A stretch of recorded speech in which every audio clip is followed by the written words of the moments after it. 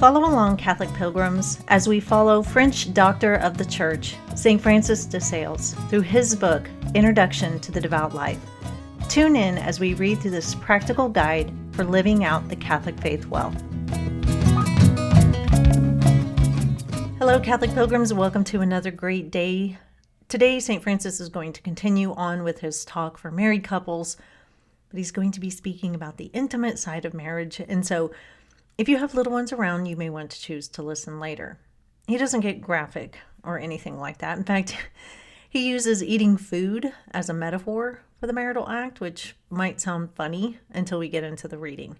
Anyway, just a heads up. The first time I went to Ephesus, our tour guide took us all over and explained many of the structures that we were seeing.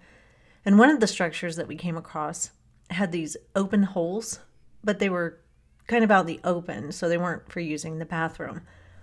And as a side note, let me just say, there were many things that were particularly hard about being a woman in the ancient world, but the public bathroom situation was way better for women than men.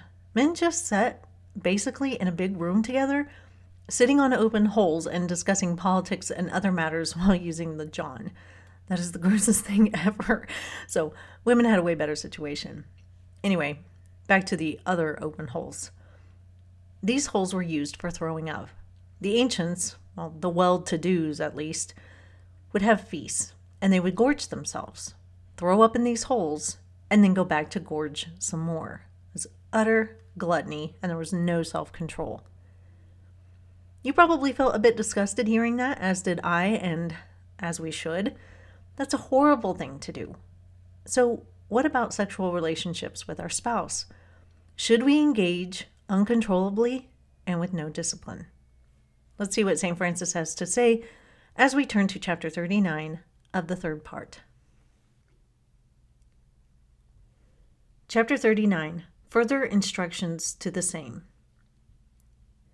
The marriage bed ought to be undefiled, as the apostle says, that is to say, free from uncleanliness and other unlawful deeds.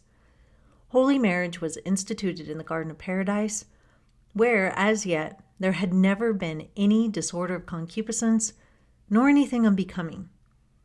There is some resemblance between sexual pleasures and those taken in eating, for both relate to the body, but the former, by reason of their coarse vehemence, are called simply carnal. I shall explain, therefore, what I cannot say of the one by what I shall say of the other. Number 1. Eating is ordained for our preservation. As then, eating merely to nourish and preserve a person is a good thing, holy, and commanded. So that which is requisite in marriage for the bringing children into the world and multiplying the people is a good thing and very holy, for it is the principal end of marriage. Number 2.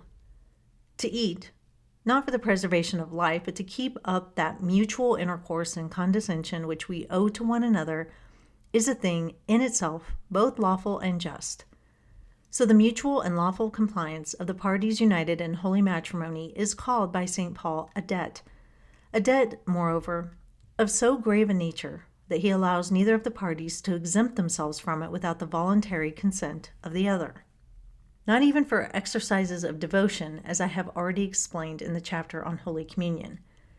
How much less, then, may they do so through a capricious pretense of virtue, or through anger or disdain?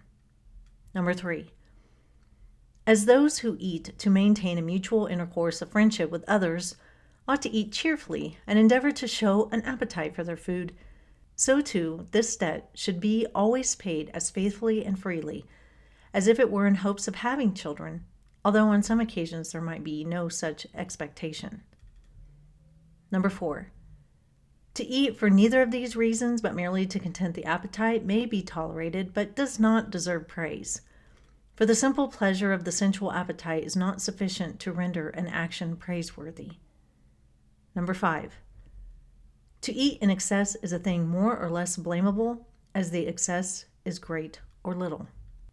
Number 6.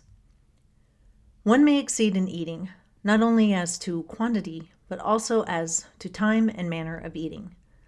Honey, which is so good and wholesome a food for bees, may sometimes nevertheless become hurtful to them, as when, in spring, they eat too much of it and become sick and die. In this manner, this intercourse, so holy, just, and commendable in itself, and so profitable to the commonwealth, is nevertheless, in certain cases, dangerous to those who exercise it. For it frequently weakens the soul with venial sin, as in cases of mere and simple excess, and sometimes it kills it with mortal sin, as when the order divinely ordained is violated and perverted. For since the bringing of children into the world is the principal end of marriage, to do anything in order to prevent the accomplishment of this end is always mortal sin.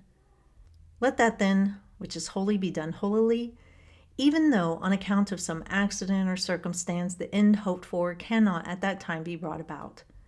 For even in this case it is still just and lawful, so it be done lawfully. No accident whatsoever being able to prejudice the law which the principal end of marriage has imposed.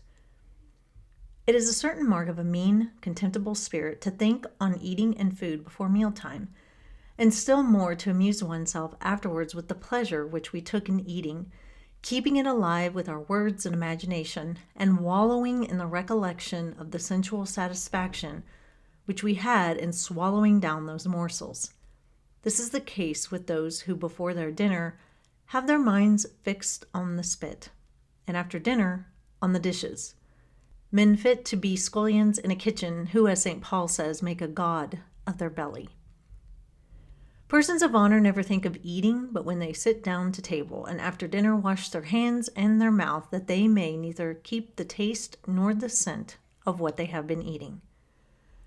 Let this serve as a lesson to married people not to keep their affections engaged in those corporal pleasures which, according to their vocation, they have exercised, but when they are past, to wash their heart and affection and purify themselves from them as soon as possible, that they may the more freely and readily practice other actions more pure and elevated.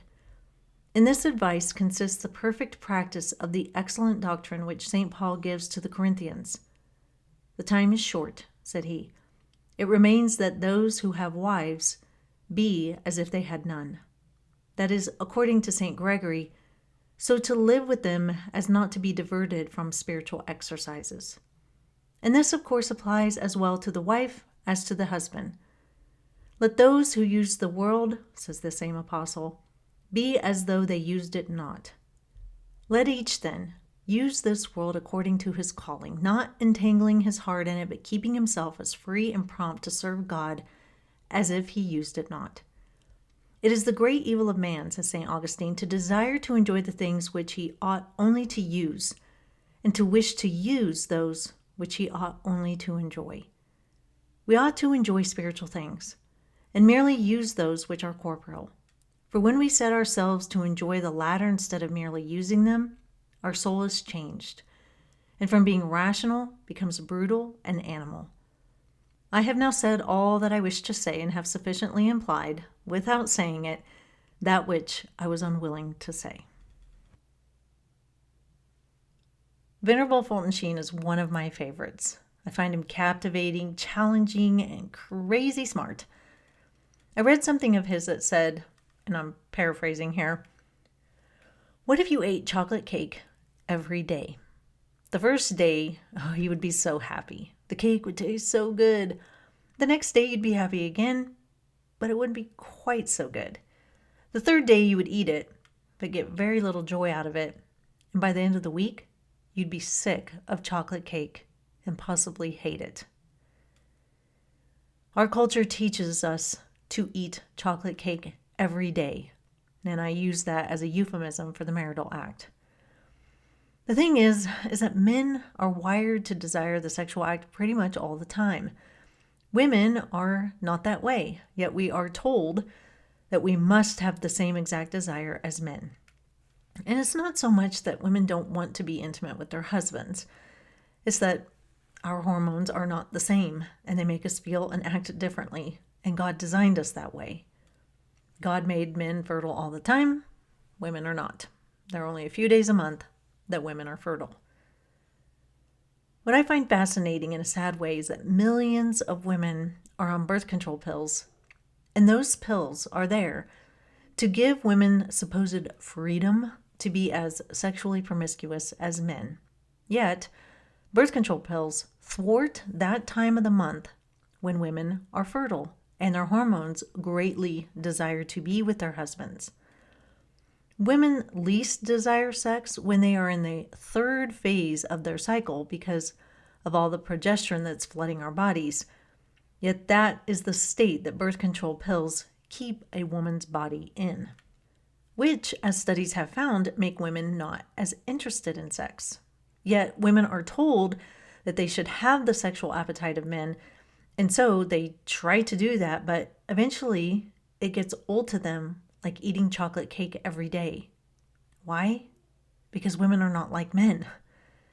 And I'm not saying this as if all men are out of control and men don't have any control over themselves, or that men are bad for being this way. It's just the way God created us. So I'm not saying women are right and men are wrong, or men are out of control and women, are perfect in any way. I'm not saying that, so don't take it that way.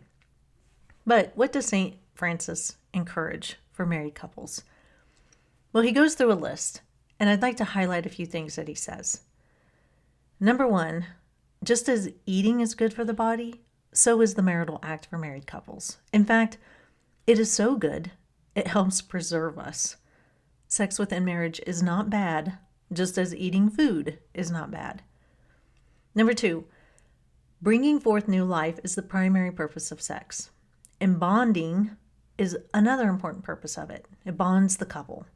Eating with friends and family to bond over good company and food is important, just as the married couple engaging in sex is important for bonding.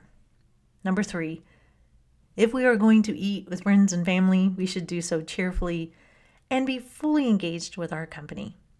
Same for the married couple. Come together faithfully and freely. I think these are the three most important points that he makes.